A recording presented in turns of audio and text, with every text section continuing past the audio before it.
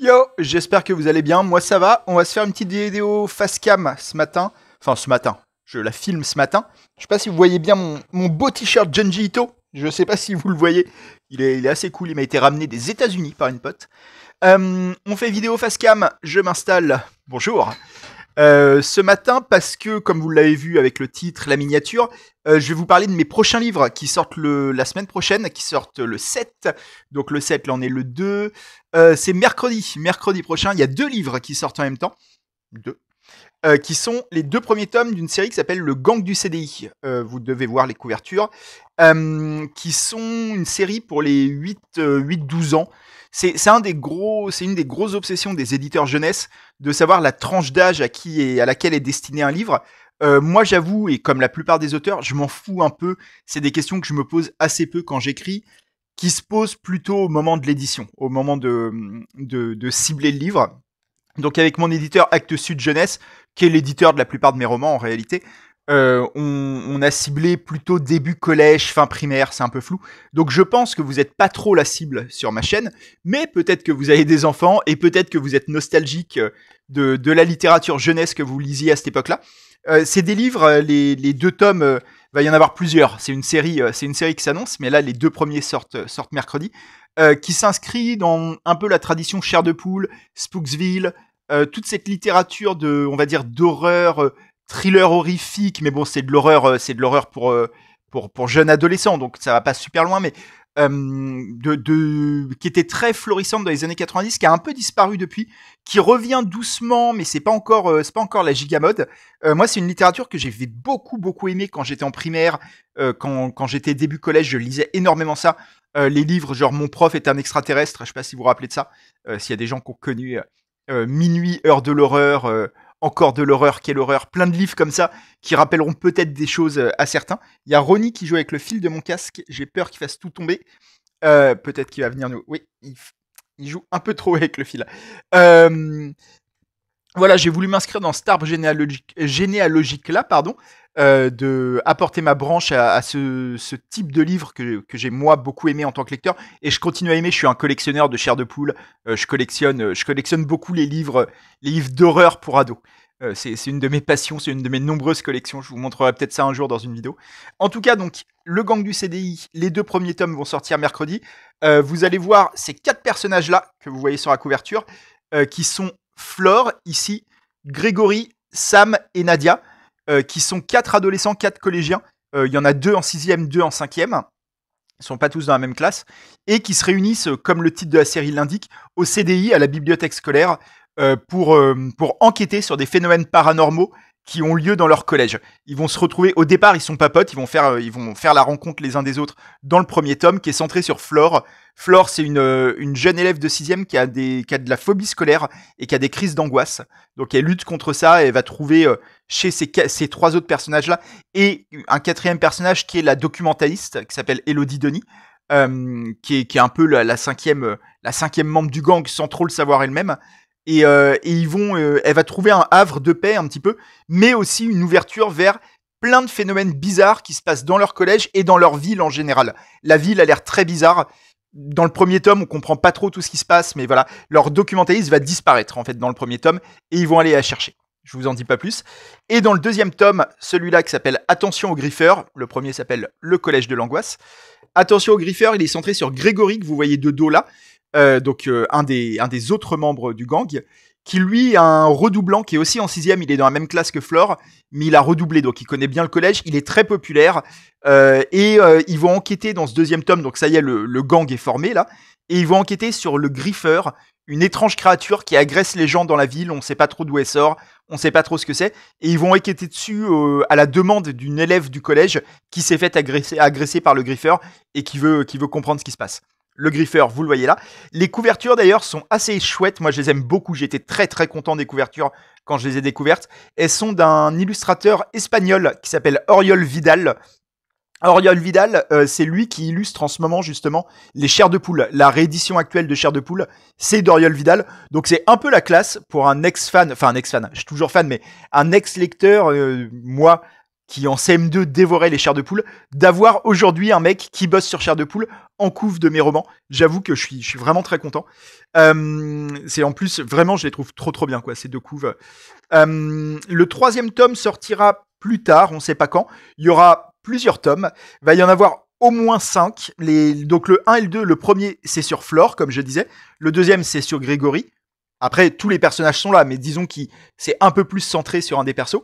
Le 3e, qui sortira plus tard, sera sur Nadia. Nadia, qui est une élève de 5e, un peu gothique, très sarcastique, et qui a un problème, qui a un problème par rapport à l'alimentation. Elle est obèse, elle est presque atteinte de boulimie, en fait. Elle a des problèmes de mal-être qui s'expriment de cette façon-là. Et le 4e sera sur Sam, qui est là derrière, qui lui est un élève de 5e aussi, qui est un peu amoureux de Nadia d'ailleurs, et qui se voit un peu futur grand rappeur, alors que pas du tout, il a vraiment aucun talent là-dedans.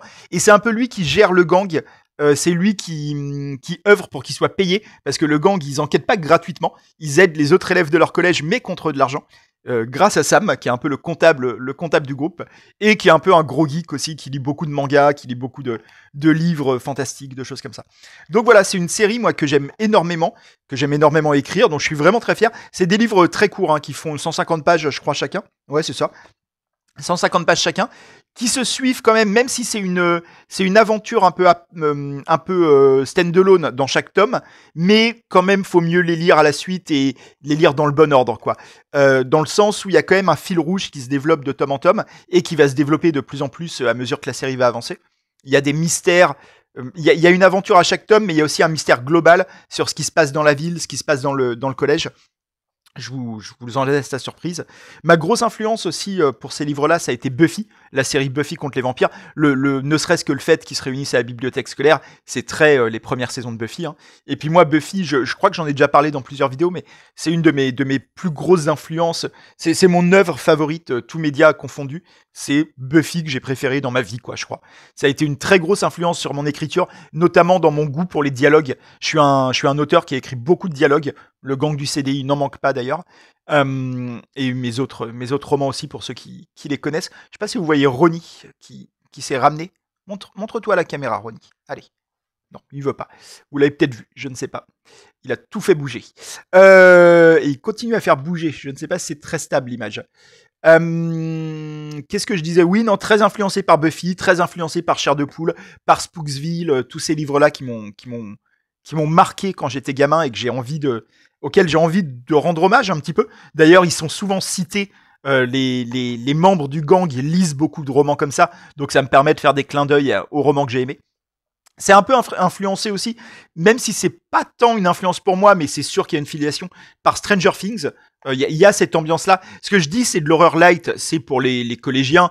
C'est sûr que c'est pas des histoires hardcore en termes d'horreur, mais quand même il y a un premier degré. C'est pas de la parodie et c'est pas par rapport à Chair de Poule, par exemple, j'ai relu pas mal de Chair de Poule ces derniers temps, c'est quand même un peu plus sévère, le gang du CDI. Ça va un peu plus loin, il y a un peu plus de violence, il y a un peu plus de mise en danger, un peu plus de peur, je pense.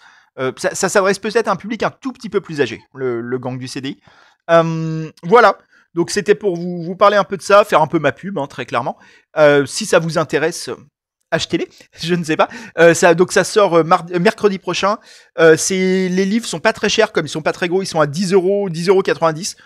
Bon, ça reste un certain prix, pardon. Je comprends qu'on veuille pas forcément le mettre. En plus, comme je vous dis, il y a cette idée que je pense que les spectateurs de ma chaîne, vous êtes peut-être un peu âgés pour le gang du CDI, j'en sais rien. Moi, je lis un peu de tout. Je pense très peu à cette donnée de l'âge cible, on va dire. Je sais pas si c'est votre cas ou pas. En tout cas, voilà, ces livres sortent mercredi. Actes Sud, mon éditeur mise beaucoup dessus. Ça va être un gros plan média, pas exagéré, mais je vais avoir droit à des présentoirs en librairie. Voilà, je vais avoir mon PLV. Je les ai pas encore. J'aurais aimé en avoir un pour la vidéo, mais je ne l'ai pas. J'ai pas encore reçu le mien. Il y aura des marque-pages offerts aussi avec les livres. Dans 2 semaines, j'ai mon portrait dans Télérama. J'ai été interviewé pendant plus de 2 heures par Télérama, donc va y avoir mon portrait, c'est lié aussi au gang du CDI. Hein. Donc voilà, c'est un peu ma grosse sortie, c'est ma plus grosse sortie en termes d'exemplaires mis en place. Il y a 5000 exemplaires à peu près de chaque. Là, on a même fait un retirage, un deuxième tirage avant même la sortie, parce qu'il y a eu plus de commandes de libraires que de prévu. Donc voilà, il y a beaucoup d'attentes autour de cette série de la part de mon éditeur, de ma part aussi forcément. Je sais pas si les attentes seront remplies, c'est impossible à savoir avant la sortie. Mais en tout cas, voilà, si ça vous intéresse, si vous avez envie de lire ce que j'écris, si vous avez peut-être des jeunes ados autour de vous, des collégiens, des gens en fin d'école primaire qui aiment lire, le gang du CD, je suis là. Voilà, j'ai fait ma pub, j'espère que ça vous aura pas trop saoulé quand même comme vidéo, que ça vous aura un peu intéressé. Peut-être qu'un jour je ferai une vidéo à un Insomniac Club ou quelque chose pour parler un peu plus en profondeur de mon rapport à l'écriture ou quoi. En tout cas, là, moi, c'est mon œuvre en cours. Là, j'ai écrit les 4 premiers, comme je vous disais, les 4 qui sont centrés chacun sur un des 4 persos. Euh, la suite est fin et encore un peu floue. Ça peut se terminer en 5, 6 ou 7 tomes. Ça va dépendre de plein de choses. J'ai déjà la fin en tête, mais voilà, ça va durer ça. Si après ça marche vraiment de ouf et que mon éditeur veut continuer, j'ai des idées pour continuer sur plusieurs saisons d'une certaine façon. Mais là, en tout cas, pour la première saison, et ça peut s'arrêter à la première saison, ce sera 5, 6 ou 7 tomes. Donc voilà, pour voir un peu venir. Je pense que ce sera publié sur la durée d'à peu près un an et demi, la totalité de la série. Quelque chose comme ça. J'ai pas mal d'avance sur l'écriture, hein, comme je vous disais, donc a priori ça devrait marcher. Voilà, je vous dis à plus, je vous dis à la semaine prochaine pour une vidéo manga. Je ne sais pas encore sur quoi, on verra ça ensemble à ce moment-là. Peut-être sur Junji Ito, je remonte mon t-shirt. J'espère que vous le voyez bien, j'en suis très fier. Non, ce sera pas sur Junji Ito, de toute façon. Je ne sais pas sur quoi ce sera. C'est pas grave. Si, je sais sur quoi ce sera, tiens. Je peux vous le dire, si vous voulez rattraper votre retard avant. Je peux même vous dire les 2 prochaines vidéos. La prochaine sera sur Hirayasumi, qui est là, qui est vraiment un des gros mangas, une des grosses séries actuelles que beaucoup de gens adorent, moi y compris. Donc si vous ne l'avez pas encore lu, vous avez jusqu'à lundi prochain pour qu'on en parle ensemble. Et la semaine d'encore après, je parlerai de ça, qui est sorti chez Kiun, dont ça a beaucoup moins parlé qu'Hirayasumi, mais qui est vraiment cool aussi. Il y a quelques trucs à en dire sur une petite vidéo, mais il y aura 2-3 trucs à en dire, qui est Badux. Là, j'ai que les 3 premiers tomes, mais le 4e vient de sortir et la série est terminée en 4 tomes. Donc on aura une série finie. Voilà, ça ce sera dans 2 semaines. Enfin, dans 1 semaine et demie maintenant. Voilà, si vous voulez prendre de l'avance, on parlera de ça. Je vous laisse avec Ronnie qui se cache tout au bout, je sais pas si vous le voyez. Je vous dis merci et je vous donne rendez-vous mercredi prochain avec le gang du CDI tome 1 et tome 2. Pour ceux que ça intéresse, je vous remonte les couvertures une dernière fois, qui sont donc d'Oriol Vidal, que je remercie pour son talent. Je vous ai mis d'ailleurs, il y a un short sur la chaîne, c'est mon premier short, une petite animation qui a été faite par Actes Sud des 2 couvertures qui est assez chouette. Voilà, un petit trailer de la série. Merci beaucoup, merci Ronnie. Ciao, à lundi.